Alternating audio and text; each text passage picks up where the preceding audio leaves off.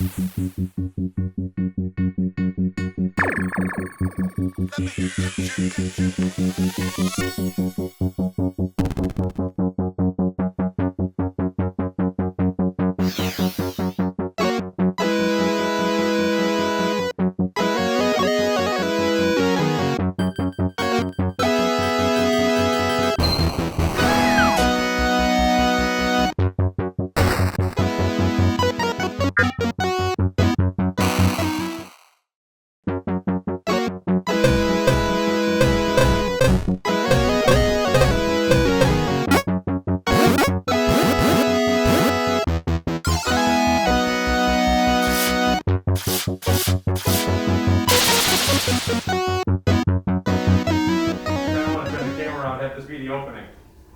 do you feel about that? Say it again? How do you feel about you peeing being the opening? I love it. Wait, keep it going. Keep it going. Oh, God. That had to happen.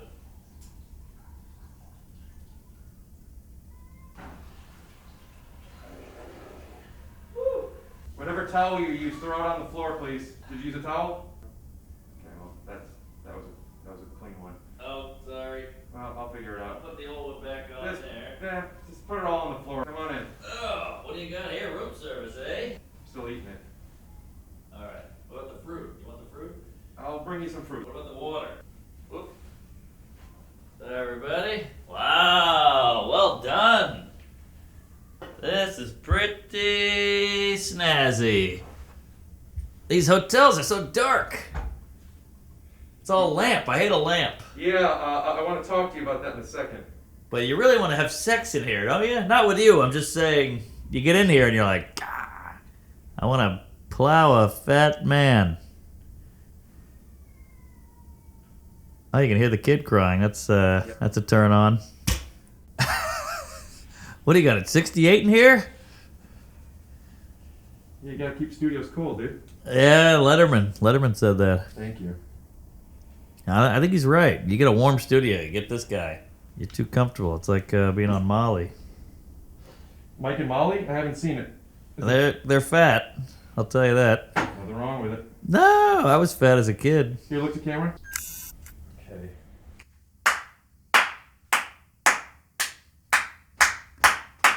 How do you feel? Your anti-headphone? Yeah, All right, I guess because if you talk into it, it's fine. But some people don't know how to. I'm all Mike. You'll never see me off of it.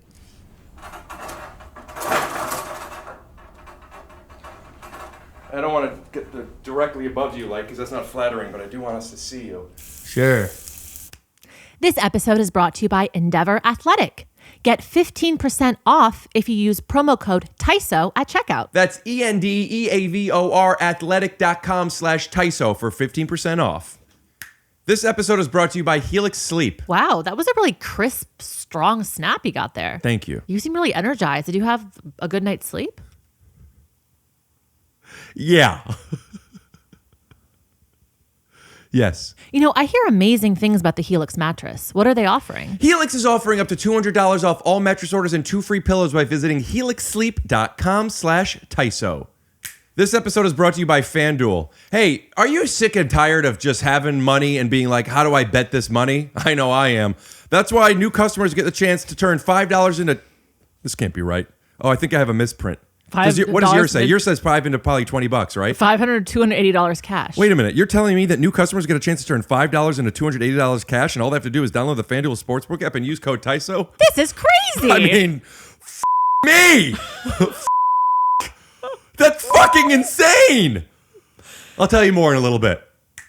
So I just flew in yesterday and my arms are exhausted, and on the way from the airport, I found a place. Nice socks, by the way. Shout out to Bombas. Bombas, that's all I wear. All I wear too, except for I did a guest appearance today, so I had some longer socks. Oh, those are sexy. Thank you. You look like a Muppet.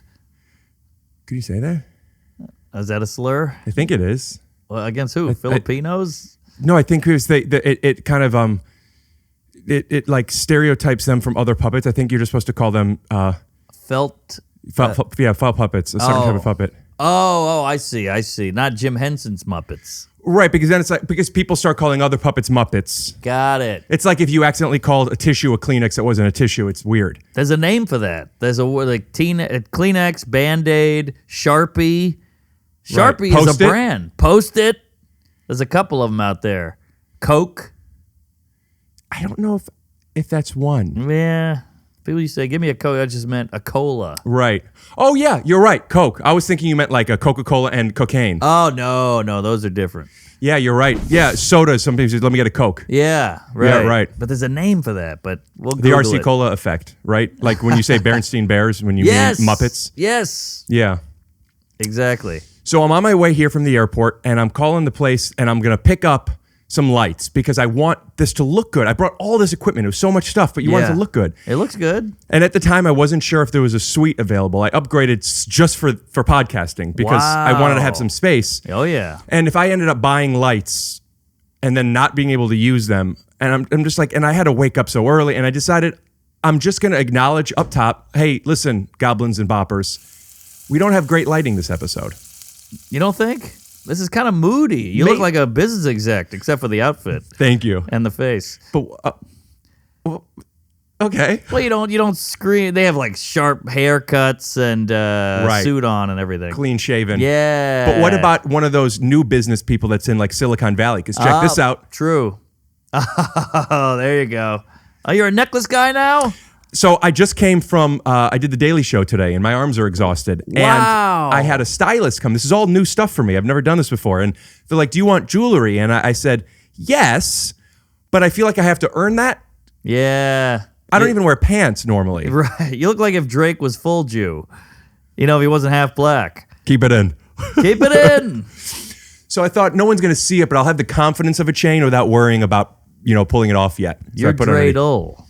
He's Drake. Ooh, Drakel.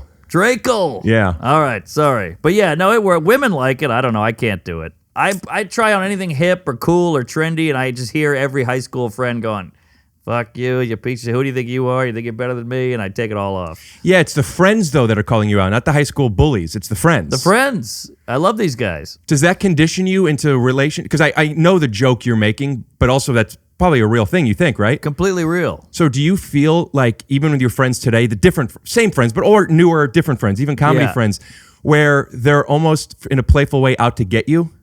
A little, and it's all insecurity on their part. They're going, whoa, I thought we were all losers. Now you're going to be a cool guy with a necklace? So it does, Oh. you show up to the seller with a leather jacket and they'll go to town. But maybe they're a little worried that you're leveling up on them. That's what it really comes from, let's be honest. Right. And leveling up is different than representing it. Yeah, they think, oh, you're better than me now? So then they trash you to bring you back down. So like when your YouTube special came out, put up a thumbnail, show the view counts. Wow, we're up to, what is it, 7 million or something? Over 9. Really? But who's counting? YouTube, I guess. Yeah, YouTube they got like a specific number. Yeah. It's over 9. It's a 9.3, but who knows when this comes out, maybe it'll be a little higher. So people seem like I see comedians sharing it and people are excited about this. So and this is a blanketed statement. Do we have a U? That's, so if I open this right now, you'd be mad. What? Too bad. I don't want to. It's not giving Ellen. I don't know. Yeah, really not. I'm so sorry. But is it kind of... Also, you ever watch the stand-up on AGC? No. Okay. First of all, this isn't a blanketed statement. We're both very hyperactive people. Kind of send you a... George, so would you make up... Whatever, that kind of stuff. Okay. This is a blanketed statement. You see what I'm doing here? Yeah. And that's a big blanketed statement because Betty gets paid. How many ribs are stinking? Yeah. This isn't a blanketed statement, but my thoughts are, yeah, my first TV show is exciting. And, it's a blanketed statement to say that only when you're on a TV show it's exciting. Whoa, it's weird that you said blanketed statement and the blanket just fell off your chair. What the fuck? You other than be an actor. But do you feel that people are genuinely happy for... let's not make it global and say other success. Let's say your success. But if you wear something different, it maybe means that you're also changing. Oh, yeah, there's that too. Yeah, you've changed. Right. Is a big comedy insult. 9.3 million and now you're in a leather jacket. Right. I remember Joe DeRosa showed up in a jacket and somebody said, in a leather jacket, and they said, oh, here's Joe's attitude jacket. Like you're going to be one of those edgy comics now, Right. like a Bill Hicks, and it crushed him. I wonder what the line is between comedians that are observationalists and we make fun and we make jokes and just it's something to acknowledge. Oh, you're wearing That too. That's the other half of it. It's probably 50-50 or 60-40. Which one's 60? 60 is you think you're better than me, and 40 is Don't answer. We'll be right back after a word from our sponsors. And Iris, have I got a surprise for you? A Rick and Goblin Take Your Shoes Off, Marvel inspired from the 1991 trading card series, comic book characters with me as Wolverine, and of course the Goblin as Hulk. Oh my goodness! Thank you. Just something I always dreamed I would have. Oh my goodness! Thank you. Tell them where to get it at TYSOcards.com. You can get one of Wait these. till you look to them. You can get this card. And Wait. You can get this card, and I advise you to do so at Tyson's Card. TYSO. TYSO. You can say TYSO. TYSO. Thank you. No, TYSO Cards. TYSO Cards. Spell it, all of it. TYSOCARDS. Is it .com? Yeah. .com.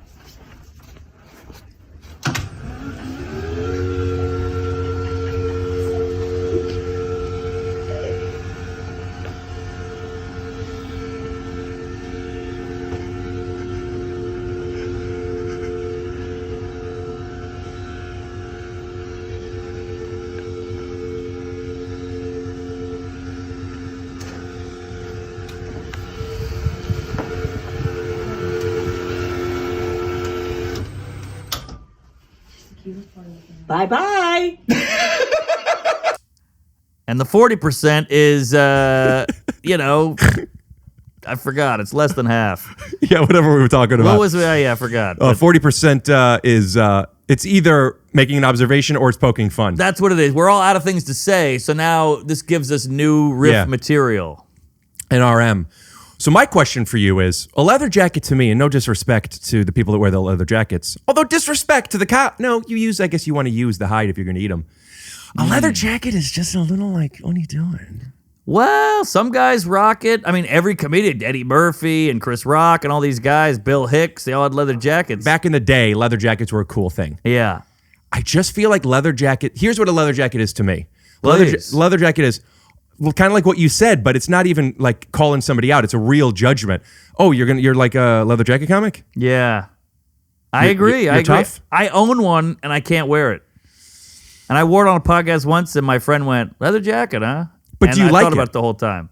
It looks great. I wear it around the house in my pajamas and I'm like, hey, I'm doing fists and finger guns in the mirror. I'm Fonzie. I'm hitting the jukebox. Sure. But I wear it out the house and I can just feel everybody's going, you can't pull it off. It's not you. You suck. You're a dweeb. We all know it. You know it.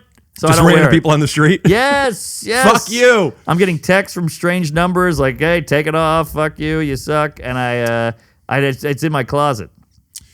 I feel, I don't know if insecure is the right word, but self-conscious Yes, about doing that's it. something that I am not comfortable in yet.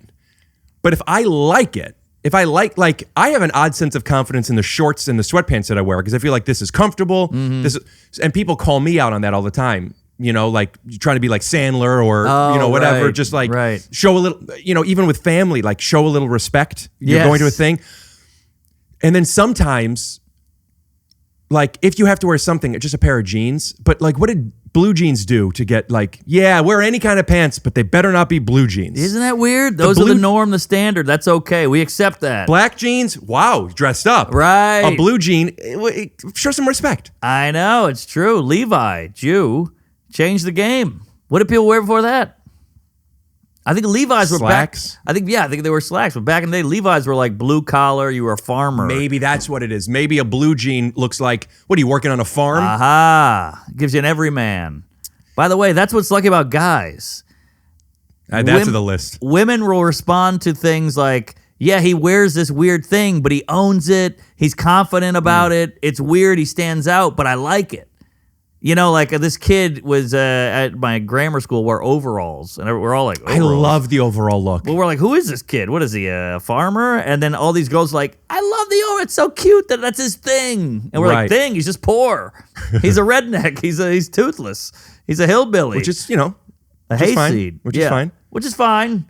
But the girls were like, they liked that because Right. he owned it. Yeah. But if you try too hard to be trendy, I think that people can see through it. That's the difference. Are you trying to be something or are you it? Exactly. But until you are it, like working out jokes on stage, you have to kind of find your thing. Yes. And if we allow people's judgments to make us too insecure to try the thing, now it's a very small scale, but I think about this stuff all the time. So do I. Yeah? Yeah, it consumes me because my whole comedy, what's my voice? What's Right. my character? What is my archetype? What is my thing? And it's sitting right there in front of you the whole time, but you can't fucking see it because it's right below your nose. Do you ever have people try to ask you, how would you explain, what's your comedy like? I hate the question, but could you do it? Brutal. No, I've tried. Well, I'm a little commentary. I'm gay. I don't know. Yeah. I run out of things. So I'm just in my head a little bit because of the lighting and the blah, blah, blah, and I put it on the autofocus. I'm not sure if it's working. So let me just do a quick, this is where my head... Listen, if it's a little blurry, it'll be an artistic metaphor for us trying to figure out who we are. Hey, that's great. Thanks, man. Good symbolism there. You should see the other guy. So thank you for coming over. Sure. Thanks for having me. Yeah, This is great. Just to be in this room is cool. I've never been to the Park Hyatt. it's a nice hotel, isn't it? Very nice. It's too nice. It's a little stuffy, if I might say. You want me to open a window? Well, you know what I mean. You look like you're about to sign a deal to have slaves or something at this desk. Sorry,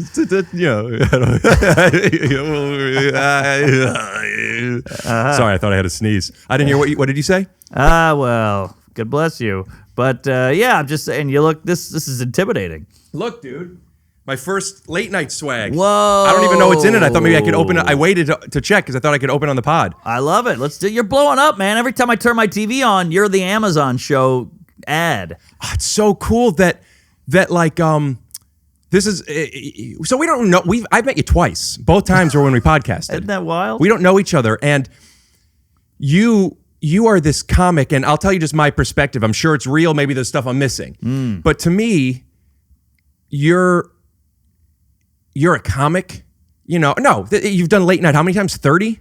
I don't know, like 18, something like You've done that. so much late night. I was making a joke number, but even still, that's close to it. I mean, more than half. 18 late nights, and people all the time are always saying, "Mark Norman, get him on. We love when he's on. People love you as a I stand-up." saw that. That was nice on the Instagram. But it's not just that. I mean, I always get met. And also people are still commenting on our episode 1 and 2. Just Really? do more. I love this. I love this. Some of them are being shitty to me, but love you, which is great. Fine. That's par for the anal. But what I'm saying is I've been doing stand-up for, 12 years. Yep. And we all have our obstacles. And Sure. I've struggled with doing certain things for different reasons, blah, blah, blah. Who cares? But I've been doing it all the time, and people don't know me as a stand-up. And it's interesting to think that if this show works even a little, people are going to find me as like a serious actor before the comedy. And I really like that. Oh, you do? I do, because my comedy is a bit weird. Sure. And if people already trust me as something, then they'll think at least maybe he's doing this on purpose. Maybe I want to watch and listen and question. That's huge in comedy. And then it's like, I just did the Daily Show, and I don't know how it went. I hope it went well. I'm sure it was good enough at least. He's awesome. Could you feel it? You usually can feel how it went. Whether laugh or no laugh, you get a vibe for how you were. So there's no live studio audience. What? Yeah, because of, I don't want to... Polio. And so it's just him, and I meet him when we sit down, and it's like a 15-minute interview. They cut it down to probably 8 to 10. Sexy guy. And great hair. Him too. He looks like he's signing a deal constantly. Yes, he does. And I'm getting laughs from like the crew. Oh, I love a crew laugh. Love a crew laugh. Huge. And I don't know if the crew laugh. The booker. Oh, am I saying this wrong? I think Susie. I think it was the booker or the stage.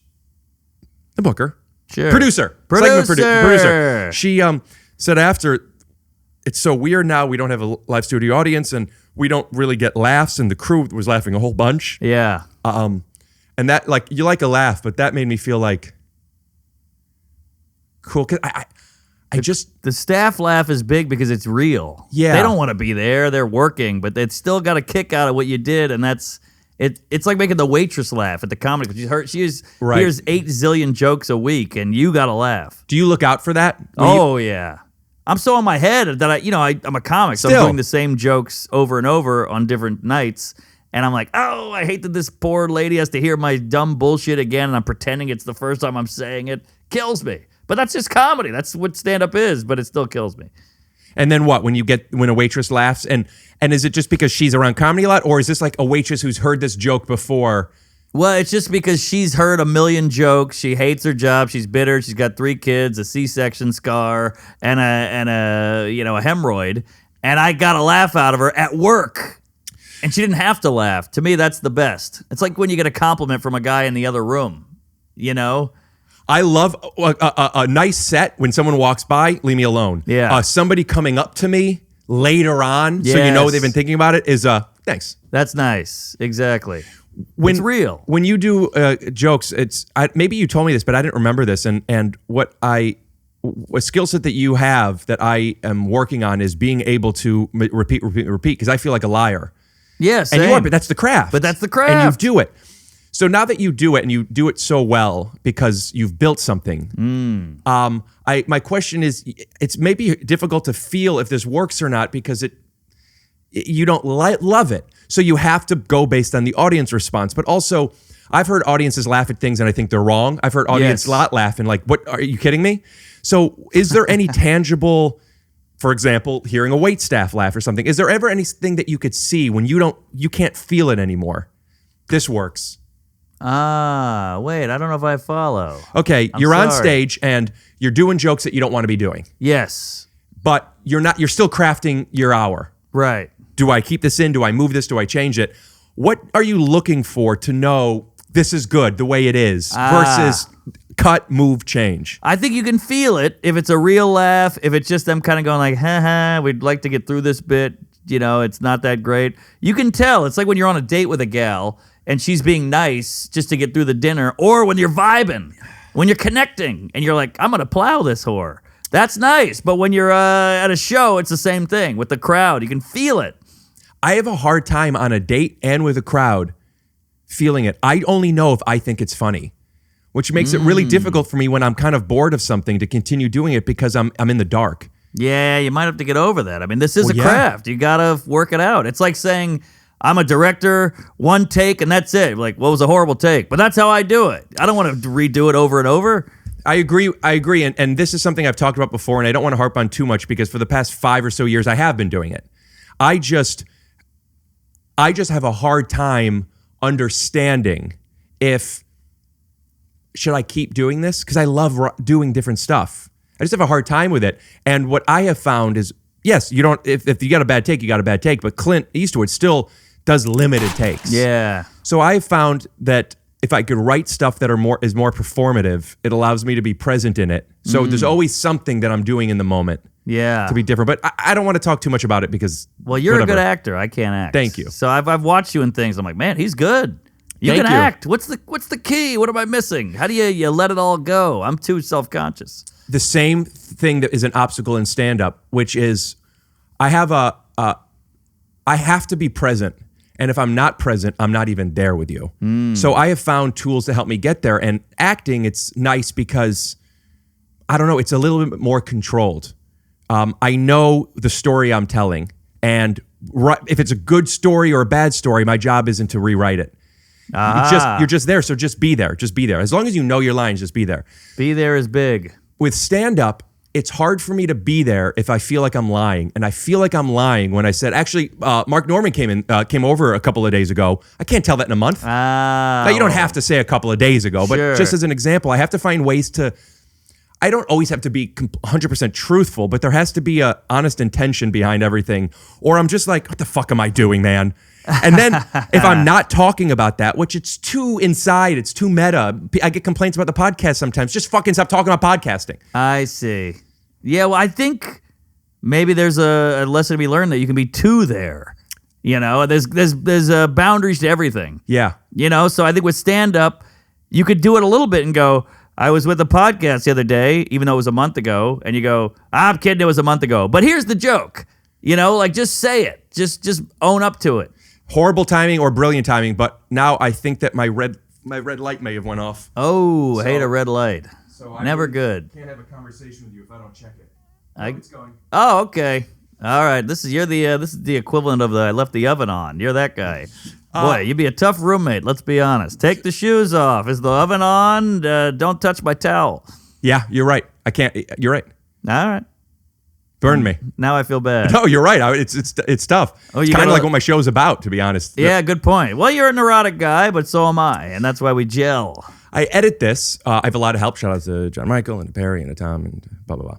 But you watch, and sometimes when I'm watching and then it goes blurry when it's on autofocus or the camera turned off and I didn't notice it for 20 minutes. It does happen often. And I'm just like, fucking bitch. Yeah. And I'm so fucking mad. I brought so much fucking stuff here. Yeah. So now I'm just checking. Well, but it shows in your work. You care about it. You're meticulous. It's good stuff.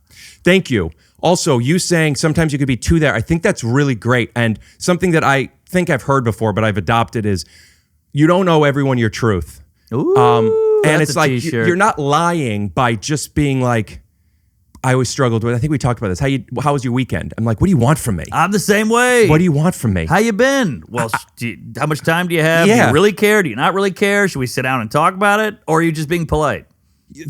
That's huge for me.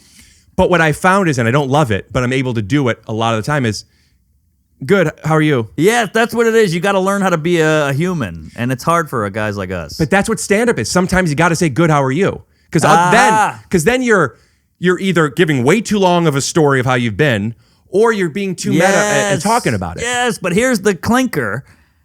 We want them to be human, and then we want to not be human. So it's not really fair to them. Say that without the analogy or whatever that is. Like, say what it is, not human, but say we want them to be. Explain it. We want them to be do all the social norms because we know those, but we don't want to do them. I don't want them to do them. I think you do. I do not. You don't want to hear about their day. No, I don't want them to say how you doing. I don't either. So how do I want them to do it? Well, because you. Hold on. I have this. I'm with you. Like, if somebody goes, you never asked me about how I'm doing. I'm like, yeah, because I'm treating you the way I want to be treated. Yeah, if you have something you want to tell me, I'm interested. Yes. If you have something, but I don't want to pimp you out because then you're going to feel obligated to be like, oh, actually, my sister was in town. And, my sister, it's just like, just tell me or don't. Right. But if they don't do that, if they don't do the social norms thing, don't you feel like, who is this weirdo? No. Oh, okay. I actually feel so. Like I said, we don't know each other very well. I felt from the first time a comfort with you, which is, and I feel that people like us, just even like neurodiverse type of people, because we're so used to not fitting in or being misunderstood or whatever, it's a lot easier to be around other people like that because even if you're completely different than me, we have this thing which is, oh, this is me. It's a little different than them. Yeah, definitely. And it's easier to accept. Yeah, oh, for sure. I get you 100%. But I could see some normal guy being like, this guy's a weirdo. So absolutely. And me too. Which is why I think it's so important. And incidentally, what I've been talking a bit about the press. Check out, by the way, if you haven't, As We See It on Amazon Prime. Yes. But it's, if people could be like, you could still do how you doing your thing or whatever, but how comfortable will you be if I respond like, I'm fine, I don't really like doing that? Yeah, that's the question. And if they could be like, yeah, that's fine. I love that guy. Or gal. I remember I was at a girl's apartment once, a long time ago, back when that was, you went to girls' apartments. And she's like, I don't remember what it was. It was, I'm from Cleveland, tell me about Cleveland, or could have been, what's it like having a brother, whatever the thing was. Yeah. I had lacked a little bit of awareness at this time, and I could have handled it differently. But I said, that's boring. I don't want to. Yeah. Just like that. It wasn't a fuck you. Sure. And also, all of her own things, but she cried. Whoa. It was very weird. Well, the irony is that's her thing. That's her weirdness coming through. But it's still like, well, you're putting your weird shit on me hard. My weird shit, at least I'm kind of filtering it a little. Yeah, but she doesn't realize that her weird shit, if it even is that, it is still the typical stuff. So she's been conditioned that my question makes sense, and you're saying that I'm not a good conversationalist or I bore you. She's too normal. What I wanted to do is connect with you, be who you are, let me be who I am, and let's see if we could emulsify. And, right. But then there's tricks. That's why dating's a nightmare, because it's just who's weird, who's not weird. You can't really be weird on a date. Disagree. It's a challenge, but you have to, or you're not You going to find the have to, person. I agree, but sometimes here was my struggle. I feel like you're an interesting guy. You're an accomplished guy. You got a cool resume. You got cool hair, a necklace, a hell of a sweater. You're in the Park Hyatt. But I would be on a date with a girl who was really pretty, but boring and uninteresting and kind of a zero personality-wise, and she'd be kind of like bored, and I'm like, I'm way more interesting than you. What are you kidding me? You got looks, yeah, but like, it's one of those people who, when they look good, but when they start talking, you're like, there's nothing here. This sucks. You're a bimbo. And there's male bimbos too, don't get me wrong. But I'm like, what are you kidding me? Yeah, I'm weird, but I'm way more interesting than you. And you're giving me nothing because I'm not 6'3" or whatever. I don't know. It just felt annoying. Yeah. I got you beat on talking, funny, personality, history, accomplishments, stuff. And you got nothing. What was stuff? Fill in stuff. I feel like Stuff is background, TV, stand-up, doing stuff. So I know that came off cunty, but no, well, it's also that's it was your frustrating. reality, and the same reason that people like fuck that jacket. It's like there's a defensiveness to it, right. but Of course. also a lot of times comedians, but I think it's fair to say we, because me and you just told me, there's a big turnoff with boring. Huge. I hate boring. Boring's bad. A lot of people A lot of people are boring. and are fine with it. No. it's Well, so they'd rather gross. fit in and be boring than stand out and be a little different. Listen, not everyone's a performer, and it's not. How many people are at the Super Bowl going, I kind of hate this, but this is what people do. You go to the Super Bowl, I don't know. I would argue that most people that go to the Super Bowl are enjoying it. You might be, I've been. I don't care about football. Let me know. Have you ever been to a Super Bowl and thought it was boring? If so, comment. Mark's got a big dick, because that's your point of view. If you think that I disagree. That's not my point of view. you think that people are go to the thing and like this is boring. I'm talking about the big dick. No, but I'm saying I'm trying to give you the nice thing. okay. If they agree with you, you got a big dick. Got it. If you think most people or you have been to a Super Bowl and are enjoying it, Mark's got a what? Medium, veiny, medium, circumcised. A medium, veiny, circumcised dick. Thank Pick you. 2 or 3 of those adjectives. It's a long hashtag. Short dick. People who are boring, like they have value in other things that maybe we don't value. Sure.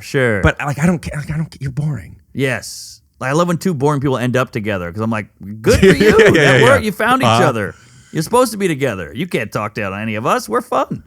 So when you're on a date with somebody who you think is pretty but doesn't offer you, because you need a few things. We need a few things. You want them to look a certain way, guilty.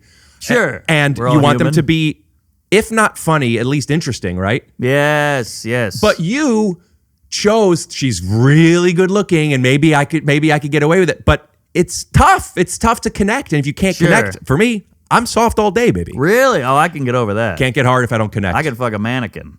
Prove it.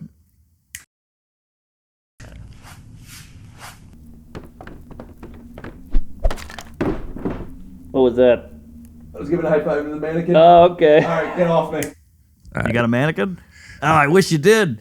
Maybe we'll get some B-roll of you with somebody who's a fan downstairs. Yeah, if I'm not, present is everything. Present and connected. And Agreed. I talked about this actually on Trash Tuesdays. We'll cut to a clip. If she said to me, I get that, we don't have to have sex, but I'm probably going to fuck you. And if you're nervous, I'll suck your dick while you're soft. We'll figure it out. I'll make you come soft. I'll probably go like this. Come over.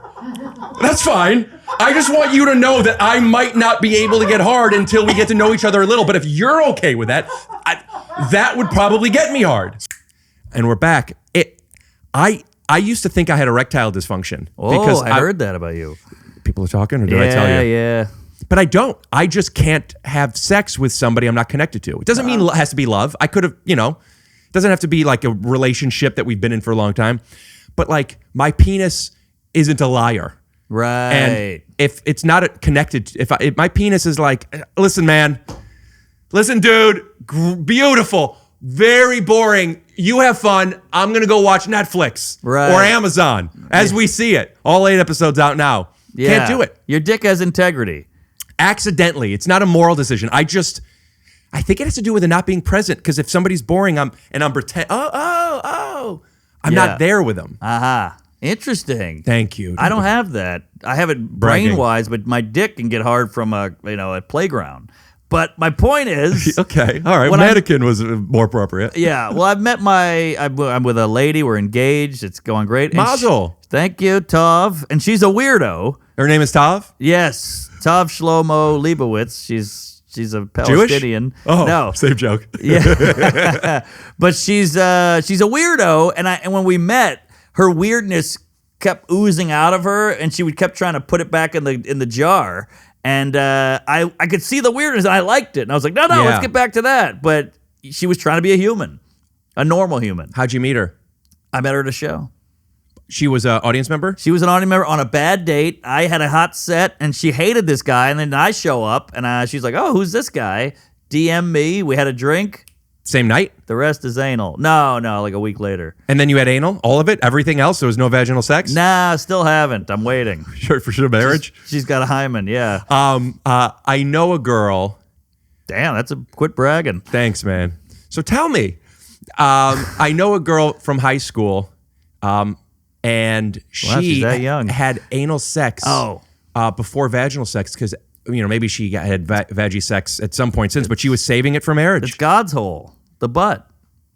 Weird. Yeah, religion is stupid. People who believe in God are dumb. But I don't agree with that statement. No, And I felt I'm like the need to joking. say I get it, but something's about it. I wanted to express my point of view on I'm that. joking. There's plenty of smart people who I'm believe sure in you God. are, but I just think people who do stuff like that are silly. Yeah, it's like you're trying to find orthodox people. No, not orthodox. Who does it? Like, who's a horse and buggy? Amish.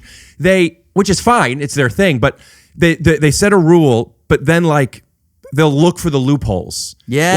Like, listen, I can't drive, but you could drive me. Yeah, the Jews do that with the light switches and shit on the Sabbath. Somebody else could turn the light switch on, but they can't. Exactly. They're not allowed to handle money or drive, so they hire a driver. Yeah, then the Orthodox are like that too. That's what I'm talking about, the Orthodox. Yeah.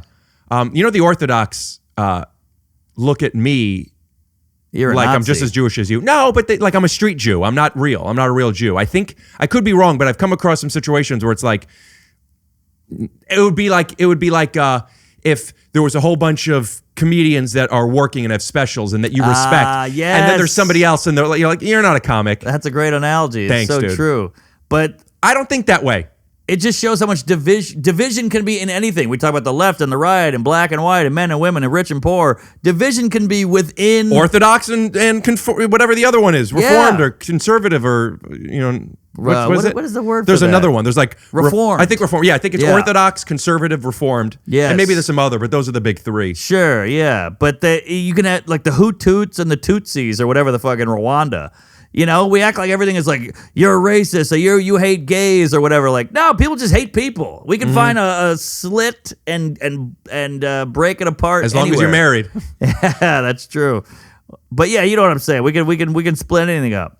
Capulets and the Montagues, skateboarders and rollerbladers. Here we are. Yeah, if I had to pick two, Improv and stand up. Yeah, I we would can do this say all day. The Capulets and the Montagues and the skateboarders and the rollerbladers. Yeah, I was skateboarder. That was a big thing. So you met and she DM'd you. You had a lot of anal. And then Yeah. how long until you proposed to her? A couple years. I mean, you want to feel it out. Oh, you I wanna didn't know test that you were drive. So when I met you in when was it? End of 2019 or early 2020, pre-COVID. Were you dating her? Because I thought you were single then. No, dating, but I didn't want to like broadcast Right. a ton. You never know how she feels about it. Blah Because, blah blah. Because I didn't know you until you were just so often requested, and I'd reach out and you came over the first time, and I didn't know your I'm gay stuff. Which incidentally, I often said I'm gay Sure. a lot of times, and then you said it, and then at first I'm wondering, oh, are you like mirroring? And then I'm like, no, he's gay. And then I was trying to find out. Oh, you thought I was gay? Well, I asked you on the first episode, I'm pretty sure, and you told me you were single. But also I know a lot of people they want to keep that shit separate. Well, yeah, she wasn't a public figure. Yeah. Yada yada yada. And I'm gay. I just thought that you just found somebody and got engaged so quickly. No, I don't want to be that guy. That guy I worry about. You got the guy, I met her 8 months ago. We're already married. I'm like, oh, this won't last.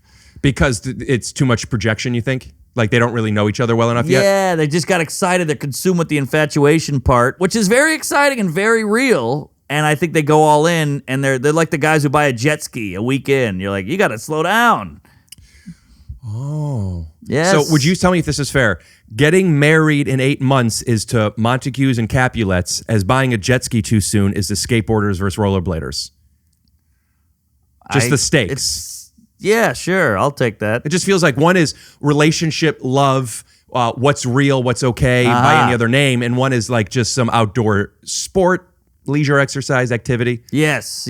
So your analogies are love or outdoor sports. It's the There name of you your go. special. That's good. I think. Yeah, you can keep that in, but maybe put that whole thing I said in like 1.5 times fast forward. You ever been on a Sea-Doo? It's pretty exciting. Which one is a Sea-Doo? How's that different than a jet ski? I don't know. I think it's a brand, like the Band-Aid or Kleenex.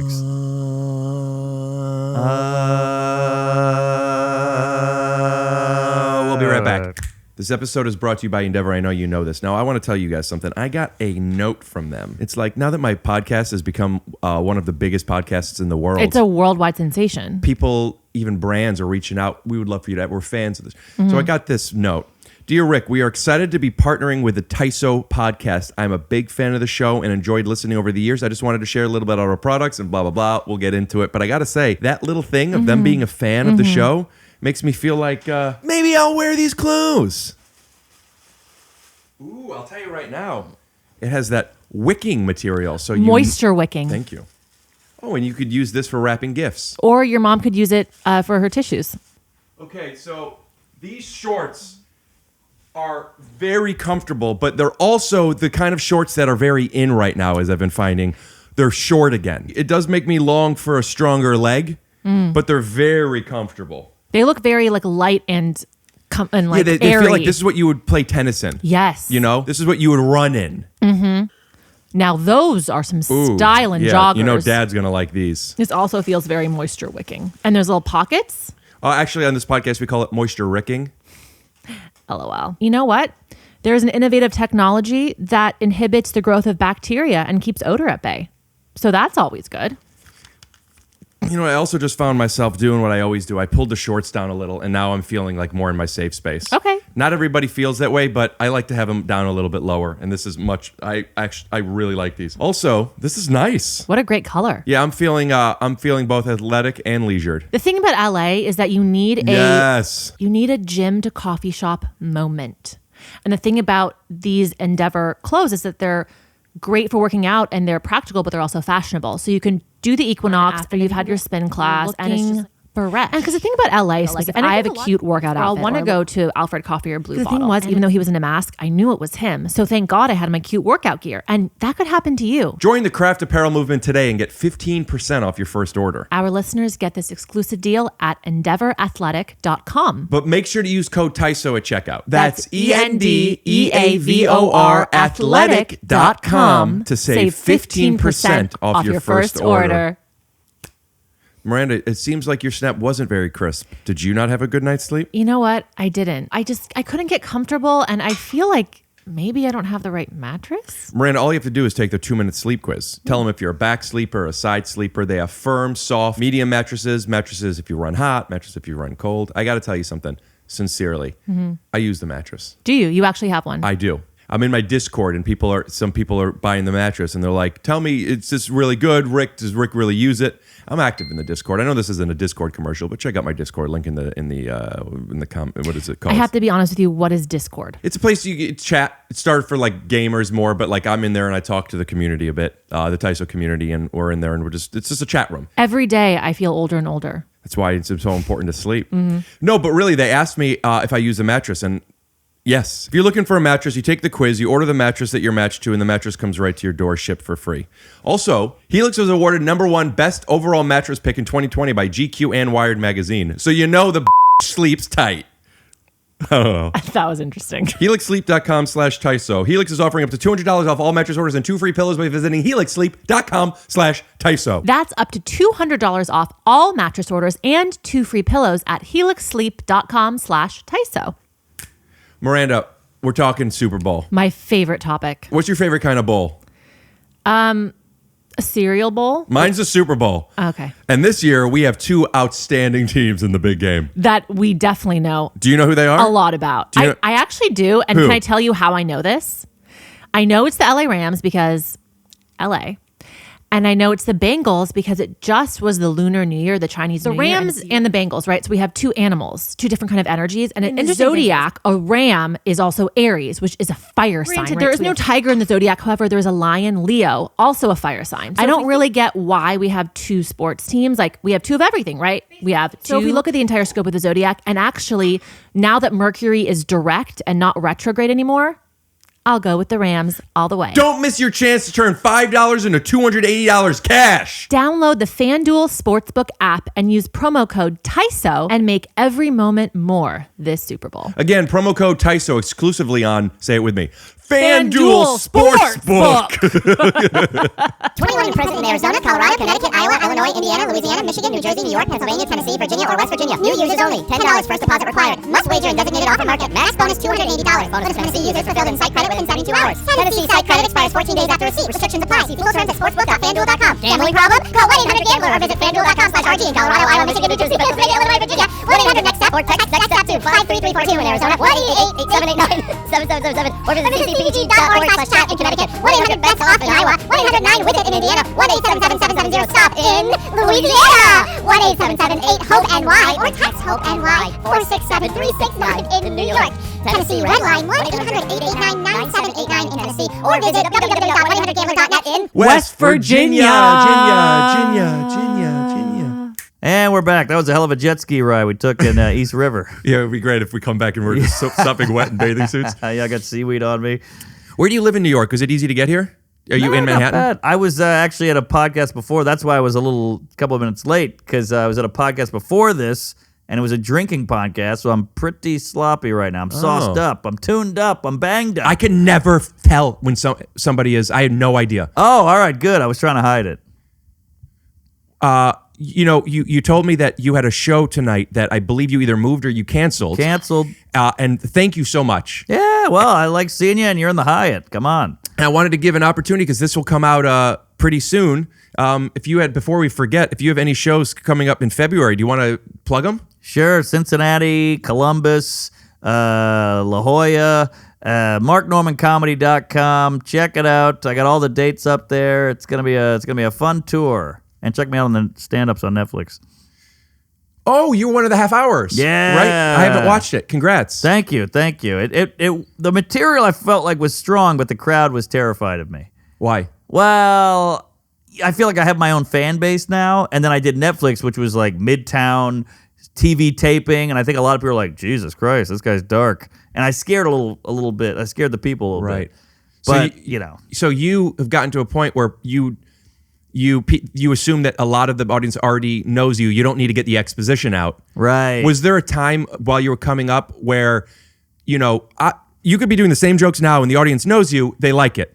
Versus the taping, maybe they don't or it takes longer. Yes. Was there a time that you were confident in your material, but you didn't have that fan base yet where you had to open a certain way? Year. That was a decade of that. Tell me what a trick is that you would do to kind of bring them in to get to know you. Well, you have to learn to riff on the room. I feel like be in the moment, be present, and then they start to trust you. Because, I don't know, you, me, we're thin, white, normal-looking dudes. Mm-hmm. There's nothing, we're not the gay comic or the fat comic or the black comic or the lady or whatever. So I Those feel are like the when big four. I walk on stage and people go like, unless you wow me, I'm not listening. Right. Maybe that's just in my head because my parents didn't listen, but I just feel like I have to win them over big and hard in the beginning. Yeah. And I do a lot. Look at this guy. What's up with that curtain, huh? Biden's weird, huh? How about that Fauci? He's gay. Yeah. Obama's, he's black. Yeah. Whatever. And I'm just like trying to do riff on the city. Hey, here we are in Cleveland. Woohoo. Yeah. My hometown. Yeah, this city's gone to shit, So do you not feel the need to do that anymore? And if such, do you still do it? Well, I don't feel the need sometimes. I can feel my people. I come out and they're like, I sneeze or queef, and they're like, Yeah. woo-wee! So now you're going to open different and you decide based on the response when you walk out. Yes. So if they go, fucking he sneezed and queefed, where do you, instead of doing Fauci's gay, you go into first joke, you do a different crowd work type of thing? What is the instinct? I'm just myself. When they know me, I can just be myself. I don't have to earn your trust. As a comedian, you got to earn a lot of trust. They've already got the trust. So I can just zing and zang, I can ship myself, show them the underwear. They go, that's a hell of a skid mark. Woo, doggy. And then if they don't know me, I gotta shuck and jive. Is there a conscious choice that happens when you go out ready to do your hey, trust me, look at me, I'm interesting, that you abandon once they get to know you? Are you prepared with A and B, or is it subconsciously just it's a feeling? feel out? It's a feeling after the first couple seconds or minutes where you're like, I got them, they're already in, but you still have to have that skill of earning their love or winning over these crowds that don't know you in the back pocket, because that's huge.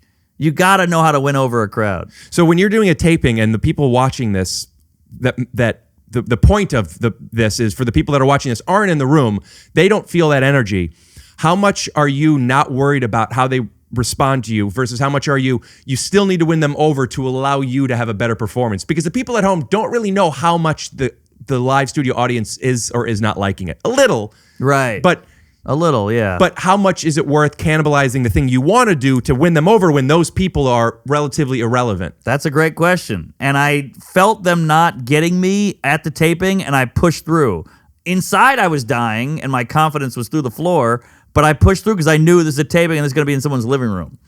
So now, do it for them. So when your confidence is at a low, are you able to still give the same performance than if your confidence was high, and explain the difference if not? I think it's going to be, if your confidence is high and the crowd is digging it, you're at a 10. Yeah. You're riding that wave, baby. But if it's not there from them, the best you can do is an 8 or 9. You'll never get to that magic 10. So why not try to go a little off script or off game plan and do that Fauci's gay or whatever your thing might be at the beginning? Yeah. Even ask the producers, like, hey, by the way, I'm going to do something I don't want in the first minute. I'm just trying to warm them up to me. Is there a strategy that could be used for something like this? That's pretty good. I don't have the self-esteem to ask the Netflix people, hey, I'm going to fuck around a little bit. But that's on me. That's a great idea. And you can get off kilter and get wacky and shake them up a little bit, but it's a risk. Because if that goes through the floor, then your material is fucked. So I had to weigh those options. When you're on the road and they don't know you, right, relatively, and you have to do that thing. There's no stakes. Yeah, no, but I'm still asking, what is a percentage of, well, I did the thing and it went wrong. Had I known this, I would have just had low confidence and plowed through. Yeah. Does it usually, are you gotten to a point where it's usually like, no, I got him? Yeah. That's usually what it is. I got him. So don't you do that for a taping? Yeah, and I did that, and I did have them. It wasn't a bomb. Right. But it just wasn't magic, which is what you want for a taping. Tell me how much you resonate with this statement. If it's not magic, it's not worth it. Ooh, I think that's beautiful, but I don't think it's realistic. Right. We want everything to be magic. I have great sex with my lady. She's got huge cans. We're fun. But not every time. Every now and then you can tell she's like, what's he got? Another minute in there? Come on, when's his boner going away? When's she going to orgasm? Should we bring out a pegging? Like, we need to spice this up. But then the next night will be great. So yeah, it's just the way the cookie jizzes. Steve Martin says, he told me on the podcast. Wow. That... Sorry, this is a real drop-off in guest. No, Steve wasn't on. I was just joking. But I have had Will Smith on, by the way, which actually I think is coming out soon. Is that right? He came on. We did one part. It was only like 40 or so minutes, so we were going to do a part 2, and it keeps getting pushed back. But I'm excited about that. I heard his book's a doozy. He fucked everybody, apparently. It's I haven't. Him? What's that? Did you bang Will? I would rather not reveal anything on the podcast. But Steve Martin, in his book, incidentally, talks about how comedy isn't about being great. Anybody could be great sometimes. It's about consistently being good. Ah, boy, that's so true. But it's hard to know what's good. I know what's great, and then if it's not great, I guess insecurity, but also my lack of awareness is, this wasn't special. Yeah. And that's a big hindrance because it stops you from being content with good. Yes. Which stops you from doing this craft. And again, this is just something that's in my head. Get over it. I know. I don't know if I'll ever get over it, but like I acknowledge and I do, and it is what it is. If it's not special right away, it's tough. But sometimes you can get to special. Yeah, but it's like bowling, and if you don't get a mark in the first 2 frames, it's like, I don't know, man. Yes. What's the fucking point? So true. I'm not breaking 200. But look, every great sports film or sports game is about that comeback. So maybe you could have a weak first half, and then pull it out. I think the comeback is more another set because never is there a movie about the big game. Rocky doesn't beat Apollo until he loses. Good point. You know, like Good point. You could be losing and then you have a comeback. It's like, oh, okay, that's just he ended good, Right. you know, Right. Yeah, you got a point there. But I mean, we've all seen that Bill Burr video where he's getting booed and then turns it around. They love him. I haven't seen that video, but I have seen him do that in the OR. Oh, really? Is there a particular video? What are you kidding? The heckle video in Philadelphia in the arena. It's like a I don't know. viral clip. We'll have to. You gotta put a link to that puppy. Sure. He's If I getting remember, booed. mark it and we'll put it there. Booed by 20,000 people in Philadelphia, and he's trashing him, and then he wins them over. I saw him in the OR years ago doing a bit that made it into one of the specials, just talking about religion and how The operation room. What's the operation room? OR.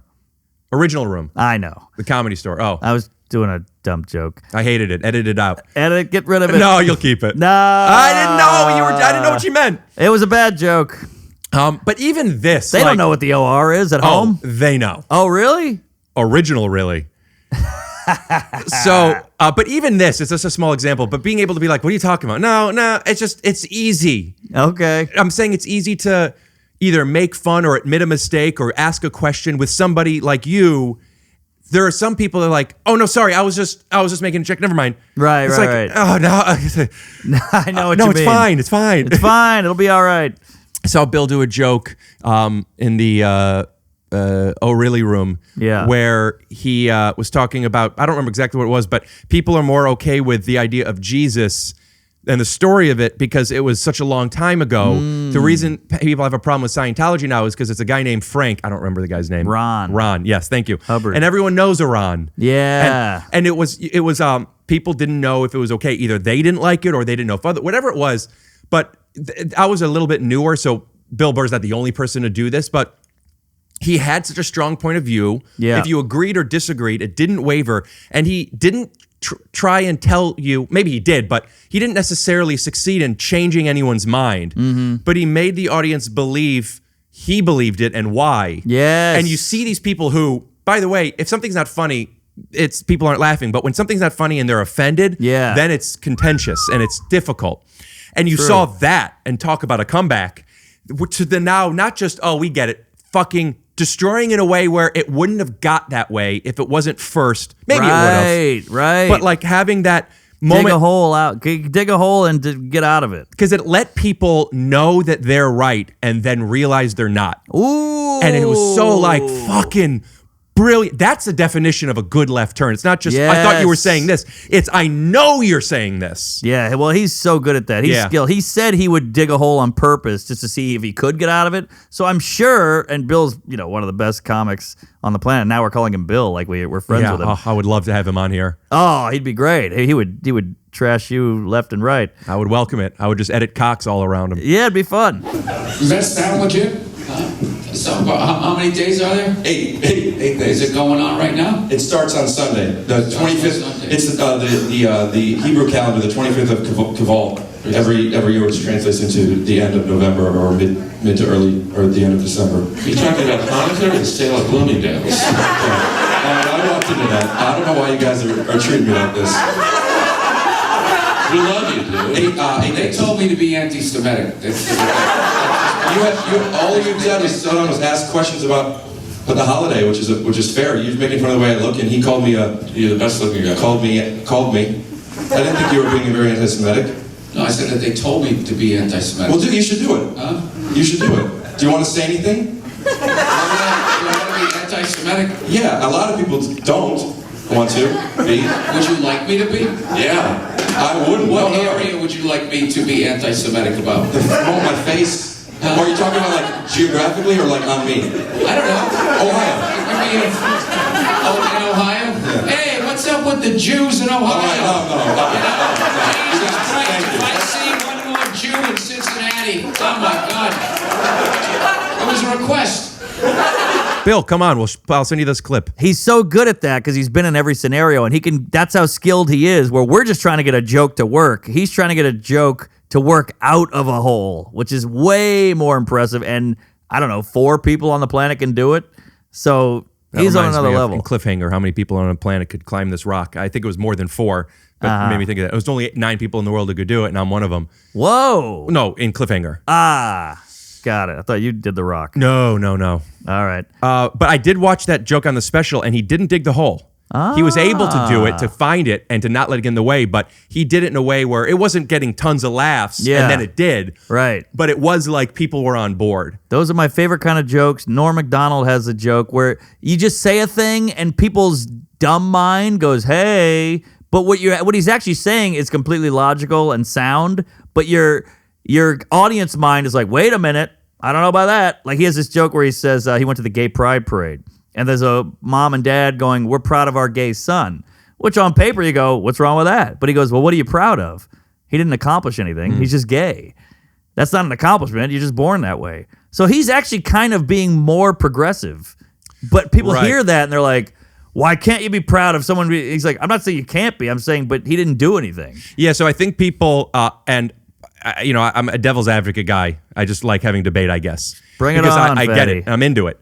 But I think people, for right or wrong, are thinking he is gay, or she, but probably he, right? It was a he in the joke. Because at the time, gay girls were called lesbians. Now gay is gay. It's like actor, actress, gay, lesbian. Sure. But now it's like we're all gay actors. Yeah.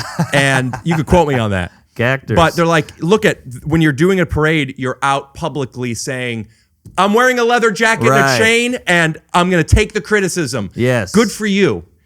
But what Norm is saying is just like, at least the joke, it sounds like, is I'm so okay with everyone being that wearing a leather jacket doesn't stand out to me. Yes. So there's a divide there, and the divide is, as a comedian, I'll say, is people not appreciating. He's saying a joke. He's not saying a truth. Yeah, it's not. There's poetic license to this. Of course. So his thing makes sense, and their thing makes sense. But that's what comedy is. And 2 meanings. But the joke is from a perspective of gay is just as fine as not gay. Yeah. So if you understood the joke, it would, but instead it's like, no. Yeah. But he wraps it up beautifully with a big punchline. But I remember hearing that as a young guy and being like, that's amazing. That's brilliant. I love that. Oh, interesting. That's so. It resonated. It's so clear that resonates. Really? Yeah. That's such a. I'm a literal idiot, weirdo, autistic psycho. But the things and jokes that you say, and we talked about this our first podcast, which is one of my favorite podcasts that we've done. If you haven't seen it, check out Mark Norman 1.0. Great app. Which was and we ended up talking about your family a little bit, but like, on surface, I'm gay, queef, is a device of being shocking. Not that it's the most shocking thing, but I remember we talked about this, and I don't remember exactly, but I just remember like really connecting with you on this. but like, it's also a bit of a tick. Yeah, it seems completely. But it's your version of saying, I'm comfortable, or I want to be comfortable. Like talking about. Right? That's what I remember I got out of you from the podcast. And maybe if we have a clip, we'll cut to it if there's something in particular, or if it was just a vibe. But like, this isn't shocking. What did we say? We were talking about, it was about intentions of being shocking. And it was something like. A little shocking is fun. You're putting hot sauce on a sentence. It's like, I'm not gay. That's why there's a joke there. You say I'm gay, and they go, but you're not. That's the joke. But to choose the lie which is controversial, as opposed to choosing a lie that is just immature. I poop-eat myself. Or to choose the lie that doesn't get a reaction. There's something about seeking that reaction to normalize it. Right. Which praise Allah. So if you could do that at the beginning, then I'm accepted. Exactly. Right? That's exactly what it is. So it's not just I'm trying to be shocking to get a laugh. It's the exposition. It's explaining who I am. I'm somebody who wants to be able to be free. Yes. But on surface, it's just this weirdo who's saying, "Queef, I'm gay." Yeah. And it's like, no. I'm trying to teach you who I am. Yes, that's Yeah. why bombing hurts so bad, because you're like, you don't understand what I am. You don't get me. Yeah. It's not just you don't think I'm funny. You think I'm weird or you don't understand, and that being misunderstood is the most painful feeling for me. I connect to that strongly. Could you remember a time when you were little where you were misunderstood that was maybe defining? Yes, and my mom defended me, which was huge for me as a young gay. Mm-hmm. But we did. I was in class. First of all, I went to French immersion. What does that mean? That means you learn everything in French as a kid. You learn math, science, English. Well, not English, but French. What's French math? Just math in French. Like they teach you math, but in the language. Timmy has 2 baguettes. If you eat one, yeah, is Timmy gay? There's a war. We retreat. Right. All that stuff. But I took French immersion, so everything was taught in French. So, and I'm from Louisiana. It's like being Jewish in New York. It's not that weird to be French. So I'm learning French. So already you're an outsider. I'm with all these French kids. They all have mustaches and they're smoking. We're in 2nd grade. Wow. Yeah, and we did a test, and they said, circle all the musical instruments. It's like 1st grade. It's easy shit. But I circled a saw. So the teacher was like, oh, this kid's an idiot. He's retarded. So they brought my mom in, like, I don't know if we can pass this guy. He circled a saw. Like, how fucking stupid is he? So she was like, well, wait a minute. I don't think he's stupid. I know him. Let me talk to him before you just fail him for the entire year. Your mom? My mom. I don't think he's stupid. I don't think he's that stupid. He's stupid, but I don't think he's that stupid. Right. So she went up to me and she's like, hey, idiot, retard guy. That's what she used to call me. And I was like, hello, yeah. And I know you're making a joke, and I'm sorry for interrupting, but I do want to know, because this is relevant to me. Does she approach you in an aggressive way, or was it a loving way? Because I know you have a relationship with your parents that's a little difficult. I think it was loving, but again, this is 800 years ago, so I don't know. But I just wasn't sure if that was a joke. I think it was loving. Okay. But she was like, why'd you circle a saw here? I just got to know. And I was like, oh, I saw a Marx Brothers movie where Chico played a saw. And she was like, oh, okay. Wow. So she took it as like, that's actually kind of cool. Yeah. And the teacher was like, no, he's dumb. He's out. Forget it. It was like a blackjack. He's not passing. And she was like, no, this is good. And that opened up a lot of things for me as a kid. And I ended up going into gifted classes after that. And you were embarrassed, or you felt stupid? Well, they kept it from me for a while. I didn't know what was going on. Like, I was over in the corner playing with blocks and eating paste, and they were like, hey. Cut to a clip. And then they're over here talking like adults. So how did that affect you if you didn't know about it? When did you Well, find I out? heard years later. She told me about it. So you're in 2nd grade. Years later, you find out, and then you got affected from hearing about it? Yeah, I was just like, oh, well, this is like describes my whole life. Right. I thought this, but it was actually that. But So it didn't make sense. your reality was changed. Yes, completely. Yes. Where you grow up thinking, I'm dumb, I'm weird, I'm off. But you didn't Something's know you were off. dumb. You found out you were dumb, and that people thought you were dumb for years. But I had a lot of teachers being like, you're fucked. You're not going anywhere. You should kill yourself. Yeah, I had a lot of experience with, I was in the learning disabled class, but then I went to the other class where it's like the misfits. And then I had to go to like a special school for like really troubled people. Really? And there were similar things. I've talked about it on the podcast before, but like there were moments where do you remember we would, 90s kids, you'd put like pins into the tip of your skin, and just so like it's like you stab yourself. It's a dead skin. That was a big bit. Yeah, I did that, and they said that I stabbed myself, but they didn't tell me. So there was these write-ups. So at the end of the year, when there's the blah blah blahs, he harms himself. We're afraid of this and da da da. Funny. And my mom defended me, of Good for course, Mom. but they still I had to go to another school. And Wow. And then when I came back, I started by doing half days. So I was at this school for half day, and the second half, and I just got my ear pierced. And I think because I don't know if it was the timing of the 90s or just me wanting to like change my identity, but I do remember coming back and people like, where have you been? And I was like, I was just at a different school. Like I was very, very, very, very embarrassed. Yes. And now I'm so proud of who I am and where I come from that I feel almost in a braggadocious way, like, yeah, man, I got a learning disability, which means, oh, maybe I benefit in other areas. Yes. You're a brilliant comedian because of other obstacles in your life that let you get there. Well, there you go. And we talk about being normal in the beginning and how people who are normal, and we felt weird for not being normal, but maybe it's fun to not be normal. Yeah, we want to be special. Yes. Special isn't normal. Exactly. And special comes with some consequences. Much like being blind, they can hear better. Yeah. We have we're sticking ourselves with pins and making bad saw remarks, but we're good in comedy. Does that make sense? Yeah. Other things are heightened. Yeah. Like again, back to Norm. He couldn't drive. He could barely dress himself. He couldn't cook. His mom basically cooked for him. Even into his 50s. But he's a brilliant guy. Mm-hmm. So there's ups and downs. And when we, interpersonally or an audience decides that somebody is brilliant or they have value, then we're okay with the other things. It's quirky. It's eccentric. But you got to get there. So if you just meet somebody and then you don't know who they are, and it's like, I don't know, man. I asked him how he was doing, and he made a fucking meal out of it. Right, and it's like, right. And that's you. Yeah, but like, you watch my podcast. Yes, I'm cool. Yeah. I'm just not normal like you. I'm not boring. But you get the right lady, she's going to see that in you. Yeah, or the right friends. You know? That, yes. Friends are important. It's so important to find, it's such an obviously, or at least you hear people say or write this stuff on memes or something. But it's so true. Like, you surround yourself with people who accept you, who see value in things that you have. That's important. Because you're really molded, especially at a younger age, but you're really molded by like seeing, we want to see the world through our own eyes while also being open to perspective and other people's blah, blah, blah. But, we're very much conditioned to see ourselves the way other people see us. Right. It's why people like, who get super famous and successful, they're on yes men, they lose touch, or at least that's the thing. Yes. And that's why you value people who are like, you want to have people around who tell you the truth. But why wait until you're at a level that most people will never get to value that?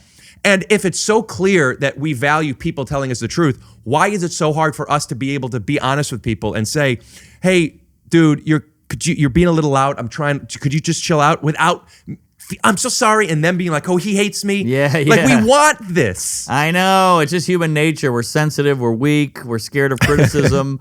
We're insecure. Everybody. Like, isn't it weird? You tell a guy, hey, could you turn that down? I can't. I don't want to hear that. And he's like, what the fuck? This is my life too. You don't own this airplane or whatever. You're like, but you don't own it either. And I don't want to hear it. And you do. What if I just played my best moment in my life?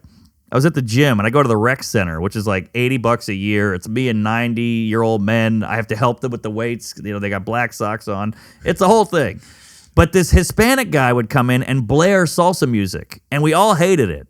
But you just deal, hey, he's Hispanic. It's a bunch of old honkies in here. It's the rec center. You get what you pay for, whatever. But we all hated him. So then one day, this young black kid comes in, and he's blaring hip-hop with his little speaker. And they met. And they were like, the Hispanic guy's like, what are you doing? And the black guy's like, what are you doing? And all the honkies are in the back like, oh, this is great. Look at this. Here we go. Because we can't say anything. They're brown. So they're going at it. And he's like, I'm trying to play my music. And he's like, I'm trying to play my music. And it was such a great psychological moment because he didn't get it and he didn't get it because they're both fucking assholes and they didn't realize it. There's a similar story where that's how that song, I'm going to ride my horse to the motel guys and charging when you go in. You know what I'm talking about? Great song. That country hip hop thing? Yeah. I heard that happen at the rec center. Little Nas X. Could you see if there's a red dot in the yeah. I don't see one. Really? Top right? Oh, there is. Great. It's blinking now. Yes. Okay. Yeah, that's something in his eye. Wrist. But yeah, you see what I'm saying? Like, it was cool to see two sociopaths butt heads. I got picked up to come to. I got picked up from my place to go to LAX to come here before my arms were tied, and I said, hey, I want to make sure I didn't schedule this. This is all new. I just have a publicist for the first time, and I have people helping me manage things. Wow. And I've never done this stuff before. So I asked my publicist, hey, because maybe they think some people like to get to the airport a couple of days before. So I'm like, I just make sure. I just don't want to be picked up before 6:30. Got it. Got my itinerary, which wasn't sent from the car service place, but my itinerary nonetheless. Sure. 6:30. I turned my phone on at 6:30 because that's when I woke up, I got ready, I turned my phone on, and I have some missed texts. He's been there for 45 minutes, a driver. Uh-oh. Where are you? Blah, blah, blah, blah, blah. Uh-oh. I called him, I was like, I'm so sorry. I thought, and I said thought even though I knew, but I said thought because, we'll double check in a second. Let's just say at least thought. I'm so with you on this. I thought it was 6:30. And instead of saying, okay, Or even this, okay. He is saying, yeah, but it was 6. And I'm like, no, I understand, but there was a misunderstanding. But I have other people. Do you think you're the only person? And Whoa. so I'm like, hey man, because now it's not about reasoning. It's about just logistics. Yes. So I'm like, hey man, we could talk about it when I get in the car. Let me hang up so I could, because I needed a couple minutes. Yeah. Right. And he goes, yeah, fine. So I am now rushing outside, and I'm aware of the energy of wanting to be like, I'm so sorry, but I'm also aware of the fact that like, hey man, shit happens. Yeah. I was just talked down to.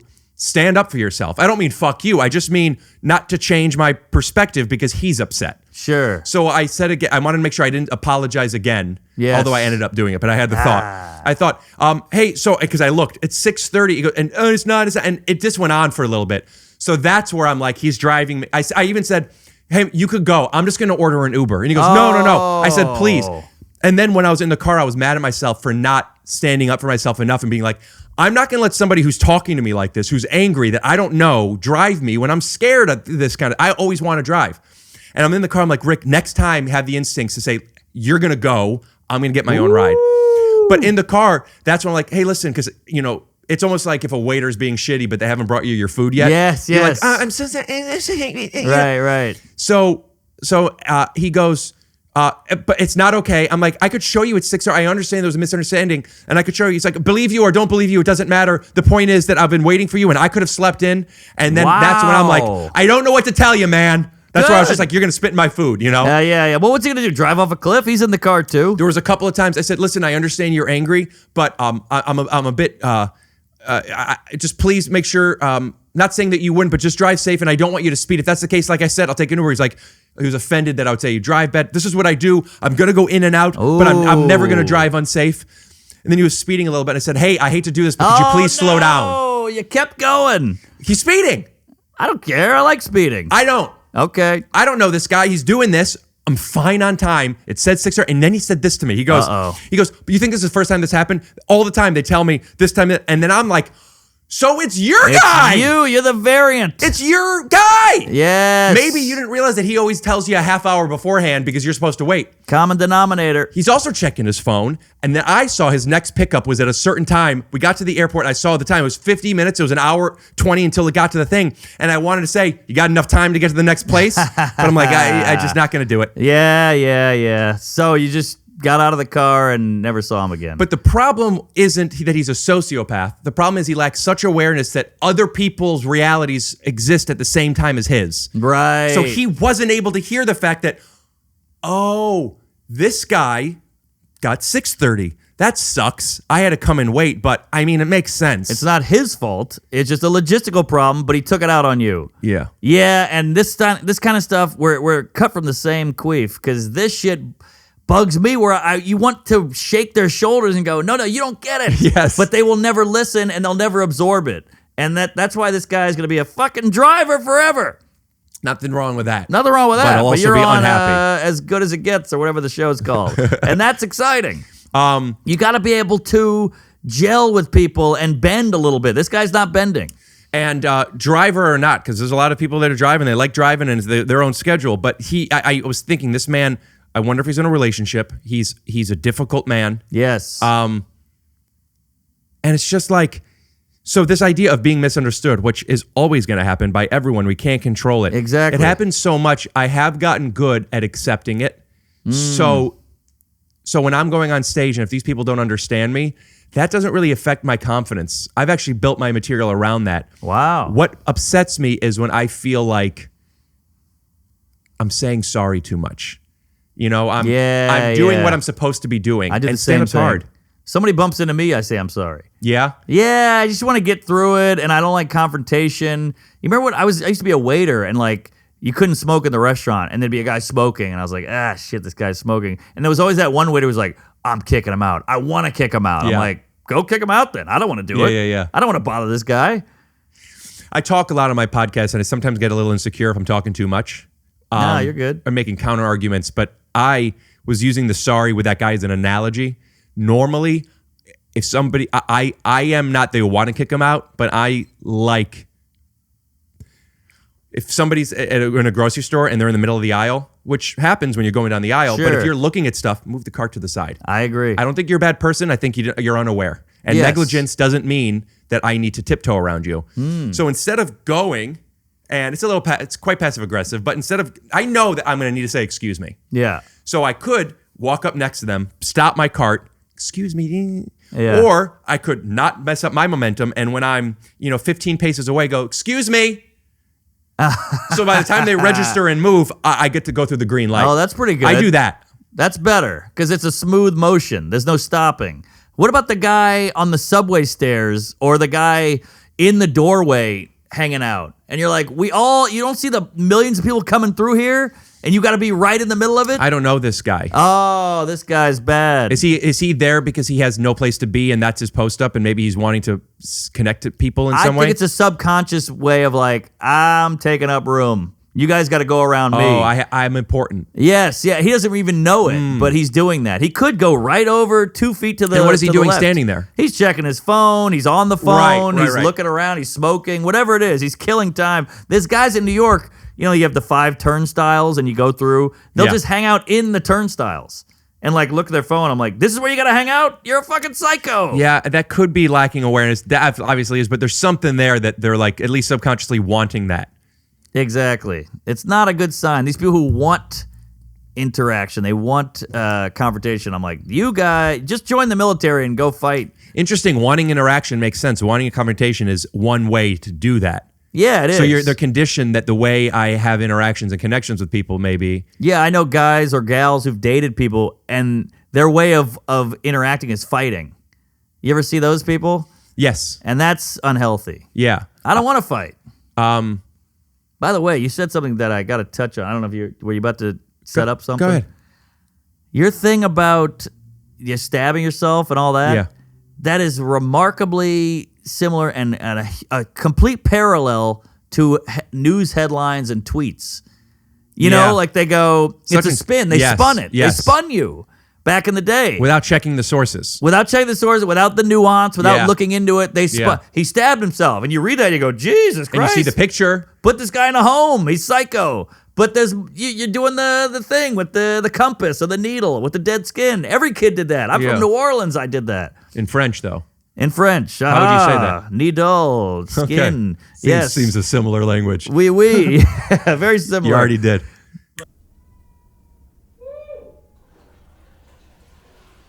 That's what we do now. We go, hey, this guy was urinating on children. And you go, well, yeah, he was putting out a fire. And then nobody wants to hear that part. You know, they're like, wait, I heard you were what are you, R. Kelly? Stingray. So that's a problem with our society. But apparently it's just human nature because people did it to you as a youth before the internet. Yeah. What are you, 61? I appreciate that. Yes. The sweater says so. Got me again. All right. You're, well, that's Mark Norman. Thanks for coming. I can't tell if you're hosting NPR or operating a tugboat. Listen, man, Either way. we're friends here. You know, yeah. I'll tuck the chain. I'll tuck the chain. Thank you. Tuck the chain in. Please. Thank you, Dreidel. I don't know what made it onto the Daily Show, which Oh, yeah. What was your so cool. segment? Just an interview. They're just talking about the show and an interview. And I get a lot of comments on this podcast, as I just brought up, of like, you talk too much. Let the other person talk. And I'm doing a lot better with it. But I You also are. have realized, thank you. This is what the show is. I talked a lot. And when there's somebody opposite me who submits, I hope I could recognize it sooner than later and give the opportunity. But I feel best when there's somebody who goes, no, let me tell you about the... Oh, okay. Well, you're doing great. Thank you. You're a hell of a host. I wasn't sure if I was happening there because at first I was a little, like, this is a new environment. It's also, relatively speaking, 10 minutes, short form. Sure. And then once we got into the vibe, I felt myself being like, oh, maybe I'm talking too much. Nah, you're good. We'll see. They get in your head, these comments, and I'm guilty as well. I really value the comments. I do too. Because... Tell me why. 'Cause I want to tell you why. Nuggets of constructive criticism in there. I mean, some people are just like, hey, you homo, kill yourself, and that's just my dad. But there's like a lot of stuff where you're like, all right, this guy's just mean. Yeah. Or this lady hates herself.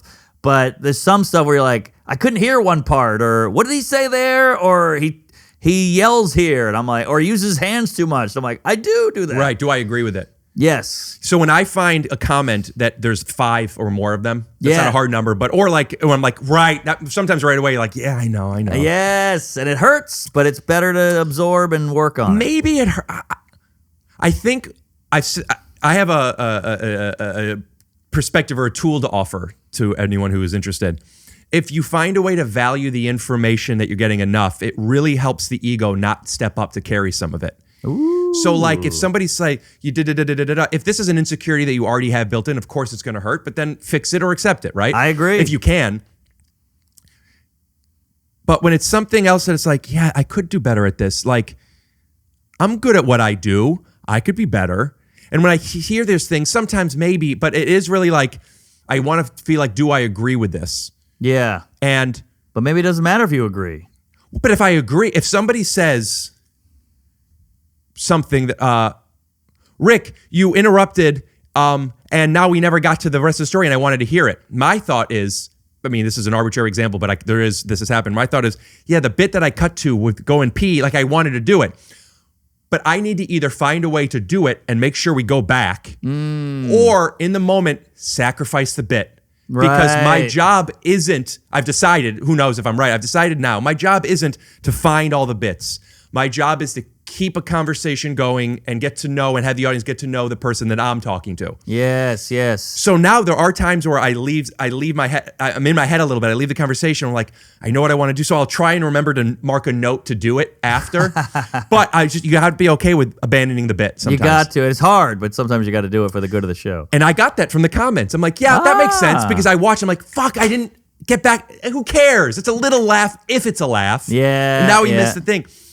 But then that's also, is that what makes me interesting? Is that what makes me special? Is that what makes me stand out? Not if you agree, because you get to build who you are. Good point. Do I like this leather jacket, even though people are giving me shit? I want to. Well, then keep trying it. Right. What's with the Rubik's Cube? I have a Rubik's Cube on my when I'm podcasting, like you see it in frame. Oh, a little familiarity. And I thought, oh, when I'm doing press, because I used to do this all the time and I could solve it in under a minute.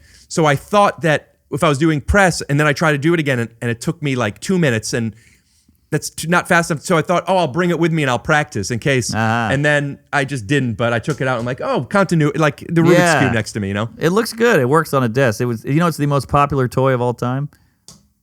More popular than the Game Genie? Nintendo? I guess it is. Yeah. I think I had that. Yeah, the Game Genie was where you could plug in your cartridge. They had it for Super Nintendo too, maybe even Genesis, I don't know. And you could type in codes. Yeah, what a weird invention. You're basically just teaching kids cheating. Or one way you could look at it, as Carly Klaus might say, we'll put up a picture. Used to have a huge crush on her. We're teaching them coding. Ooh, that's true. That's true. Thanks. They say video games are great for depression, great for problem solving, great for hand-eye coordinate. French? Huh? Coordinate is French? Yes. For corduroy. Yes. But it helps kids do shit, and we all go, hey, video games are bad. Get off of those videos. And look, they do take the day away and suck time up, but there are perks. You said it, not me. I'm just saying. So if anyone wants to quote that, just it's Mark Norman. Yes. Could we see what the swag is? Yeah, please. And I also want to hear your segment. Okay. I wonder if I could put up a clip of something too. A Comedy Central or Viacom. Oh, they're tough. Yeah, them in the NFL. They're like, don't show anybody anything. I'm like, but don't you want people? I know. They're like the mob. Oh, this is great. Look at this. Oh, is it a water bottle? Yeah, water they bottle. They always give a water bottle on TV shows. Is that a thing? That's a thing. Every late night show, Fallon, Corden, here's your water bottle. Mugs are big too. A lot of receptacles here. Mugs I see. I didn't know about this. But I haven't done that much late night. Probably you see this during the interview. That's why I noticed it. Right. But this is like, listen, in case you have extra stuff to drink. Yeah. A lot of dry goods in there. And this, what I could put in here. Oh, this sure. I did put in the bag. Okay. You stole a water bottle. All right. Nothing wrong with that. Oh, this is I brought some hair stuff and petroleum jelly. I got to tell you, the reason I brought my petroleum jelly. My dad keeps that by his bed, which is terrifying. For his butthole. Is that what it is? What else do people use it for? Lips, jerking maybe? it? No, because it's too thick. Well, I masturbated masturbated, I think only once, maybe a couple times, but I remember once with petroleum. It was right when you found out about masturbating. So you're like, what do I use? Yes. You're just Same troubleshooting. here. You're using turpentine, whatever's around. And when you shower, even if you use soap, it doesn't. It's so greasy, it stays on. Yeah. So now my dick is petroleum. Oh, and it's like I it stays see. on there for a while. And like, imagine having sex and then you're forced to have the vagina or the butthole or the mouth or all of Armpit. yeah, whatever it is that you're fucking is Animal. on you. Yeah. I'm sure some people will be like, I don't really care, but no one would be like, never are you not having sex and you're like, before I go out, could you give me a little bit of pussy to put on my dick? It's yeah. That's a great cologne. Pussy. By Calvin Klein. Oh, that's fun. yeah, it's a comfortable sweatshirt. Here's the problem with that sweatshirt. You wear it around comics. They go, we get it. You did the Daily Show. You're like, I got a free sweater. That's what do you want? feel about the leather jacket? Yes, same shit. I'd wear it. Because you know what I look at it as? I look at it as representing somebody else's shit. Ah. Like if you had merch, I'd wear it on my show. I do have merch. You'll send if you want to send it over. And I've seen Megan Trainor was a guest on my podcast, and I gave her a sweatshirt, and I see on some of her TikToks now she's just wearing my sweatshirt. Oh, there you and go. It's like, cool. Yeah. You wearing other people's shit. That's what they say about merch. It's got to be something you would wear. 100%. When people just do like a lot of people do a silhouette of their face, especially people with glasses. It's Yep. Make it cool. Yes. And then if they're a fan of the thing, then it's representing the thing. Exactly. Like that sweater, if you had merch of that, I wouldn't wear it. This? Yeah. That would be great merch. Just like a really nice $300 sweater. Is that 300 clams? It's not mine. I also new to me is I had, a stylist. Yeah, what are you doing with a stylist? Also, I don't remember his Instagram. We'll put it up here. Yeah, please. Let me see if I could find it. What a gig. Is it Yeah, just we'll put it up. a hot gay guy, I assume? I didn't ask. He's gay, but I didn't ask if he was hot. He's wearing a mask. No, I don't know if he's gay, straight, or what's the third one? Asexual? No. Bi? Trans? No. Polyamorous? Yes. I don't know if he's gay, straight, or polyamorous. Okay. But Jewish? I don't know. He brought over I had my cousins on. It's on Patreon only. You can check it out at patreon.com/shake your shoes off. We'll put up a lower third here. But I had my cousins over, and while they were over, my stylist came, so we snapped to like a wardrobe fitting, and we cut a little montage, like a Pretty Woman thing. Oh, that's great. But you're trying stuff on, and I showed some looks that I like, and what I told them was my two looks that I want to kind of curate are between Russell Westbrook. Do you know Russell Westbrook? No. He's now a Laker. He's a great basketball player. Okay. But he just dresses real cool. Cool to where like bigger than this works. So I can't do that. But I love the colors. I love the choices. Okay, but there's a black thing there where we can't pull it off. Yeah, but no. What's the soccer guy who's married to the Spice Girl? Beckham. He could do it. All right. It's a hot athlete It's thing, a and hot usually athlete. that's a black guy. True. But if you're a hot athlete, you're in. But you don't look like a hot athlete. You're hot, but I don't think you look like an athlete. You're maybe a mathlete or a chess player. Burn me again. Uh-huh. All right, I'm a good ball player. Is that right? I am. Ball is life, ball is my wife. How I hesitate with no pain, with no strife. Just give me the rock, it's my therapy. Give me the hezzy, then I'll pop a 3. Bitch, I'm the man, motherfucker. I win trophies, you a stand-ass sucker. I got a big-ass dick, I grab titties, and I fuck bitches' clits. Which is interestingly enough connected to the story I'm telling, because they are redoing Blake Griffin. At least I'm getting an audition. Blake Griffin, I think Michael B. Jordan are producing a remake of White Man Can't Jump. That's one of my favorite movies. Fantastic. But what I'm getting is my two fashion references were Russell Westbrook and Woody Harrelson in the 90s. Yes, Love. with the little flip hat. And, the flip hat was in the movie. Maybe he did that in real life too. But he wore a lot of colors and pants that looked like pajamas, but they were expensive. Yes, And it yes. wasn't look at me as much as it was, this is a style. Yes. And I believe myself in it. But that was very 90s. Those big shirts that were wide. This one I'm wearing is 70s. Black Sure. corduroys, muted with a sweat with these brown tone sweater. It's cool. I like this. It look. looks good. It looks good on you. You pull it off. Thank you. But what were we talking? Oh, the sweater merch, $300. Yeah. But I didn't know you hooped. I could see it now. Cause you're tall. You're wiry. Whatever that means. the first time I heard that term, I think, was in The Replacements, where the guy goes, wiry. I don't know, cut to a clip. Yeah. As long as Viacom doesn't own it. Is that Keanu? He is in it, but he wasn't the one who said it. The one who said it was the guy who's naked in what's the movie where he goes, there's just a girl standing in front of a guy asking him to love her. Oh yeah. One Tree Hill? No, over the hill. What the fuck? Come on. It's the location in London. It's not Primrose Hill. Notting Hill. Notting Hill. That's what it's called, right? Hugh Grant. As long as I've known him. He's cute. He got caught with a trans prostitute. Remember that? Yeah, you know what? If we could go back, what I would love for the headline to read, just caught with a prostitute. Or, you know what? Hugh Grant, caught with a person. Well, it was the 90s. You had to get descriptive. Well, I feel like everything is identity now. It's like he's a straight white man. We have to do all three. Because it gives people some kind of like, oh, that's who he is. He's that guy. He's a gay, straight, polyamorous. Right. Which is funny because, you flip through HBO Max and it's like everything is categorized by identity. It's like trans stories or Asian culture or strong black woman. And you want to be like, hey, porn's been doing this for like 30 years. Okay. Is that a bit or is that you just something? It could be. I'm going to try it. I'll let you know. No, I'm that's joking. fine. I'm joking. Yeah, no, that's good. Talking about how progressive porn is, like, it's way more progressive than it's been doing it for years. Do you know how many little people have been getting work for this fetish, which is something, you know what I mean? Totally. Little people, fat people, ugly people, old people. You're not going to get old people on TV. You ever watch porn and you're looking through thumbnails and you don't see the guy? I don't do this. I don't watch this stuff because it's wretched. But then you watch it and then you find out that it's like an old man with a belly. Yeah. And even though I'm not necessarily watching it for the guy, I want the guy to be hot. Interesting. I want him to either somewhat resemble my penis and pelvic bone. Sure. Or just be a hot guy. Yeah. I wonder why that is. I think humans don't like looking at ugly humans. I think it's horrible to say, but why do you think they cast good-looking people? Everyone on Friends is fuckable. I've done a joke about how it's progressive and appropriate.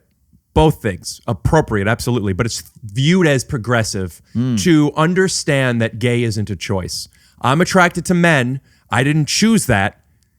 Good for you. There you go. But why is it a problem if I'm not attracted to, if I prefer a white woman or if I prefer somebody who is in a certain fit shape? I know, I hate that. Well, you're prejudiced. I didn't. Do you know how easy it would be if you were into that stuff? I know. Well, here's what it is. And no one wants to hear this. Well, then that's the end. All right. Thank you.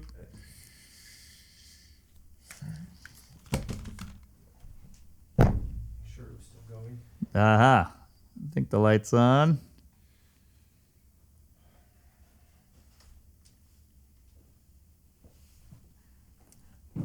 How about that Omicron, huh?